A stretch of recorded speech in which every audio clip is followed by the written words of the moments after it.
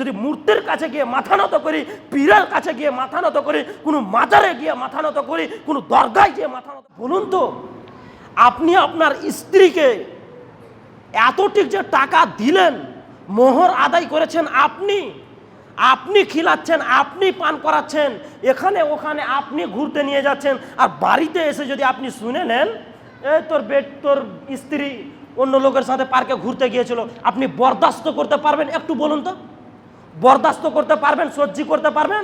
কে রে?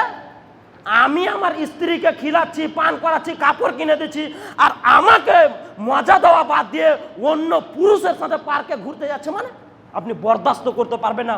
অনুরূপ আসমানের নিচে জমিনের ওপরে যা কিছু রয়েছে সমস্ত কিছু আল্লাহ তাবারাক ওয়া তাআলা সৃষ্টি করেছেন।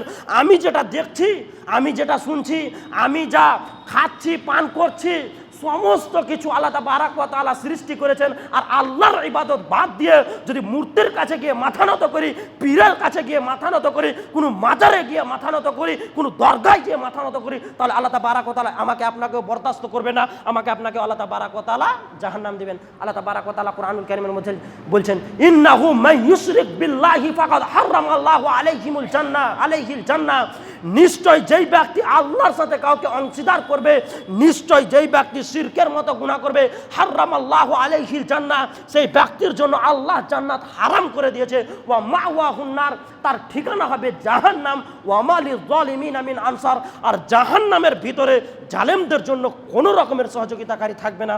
যদি আমি আপনি এই দুনিয়ার বুকে শিরকের মতো জঘন্য পাপ করি, তাহলে আমাকে আপনাকে আল্লাহ তাবারাক ওয়া তাআলা কিয়ামতের দিন জাহান্নাম দিবে, জাহান্নামের ভিতরে কোনো রকমের সহযোগিতাকারী থাকবে না।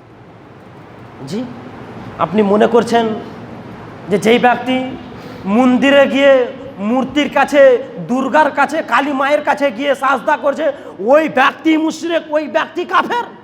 জি না, মুসলমানের মধ্যেও আছে। জি, মাজারে যাচ্ছে, বাবার কাছে যাচ্ছে, দরগায় যাচ্ছে, সন্তান হয় না বলে, বাড়িতে রিজিক হয় না বলে। মনে রাখবেন, জেনে রাখবেন, একজন হিন্দু মূর্তির কাছে গিয়ে যদি মাথা নত করে মুশরিক হয়ে যায়, তাহলে একজন মুসলিম মাজারে গিয়ে সাজদা করেও সেই ব্যক্তিও মুশরিক হয়ে যাবে। এই বেইনসাফি ইসলাম ধর্ম করতে পারে না। ওই ব্যক্তি যদি মুশরিক হয়, তাহলে এই ব্যক্তিও হবে মুশরিক।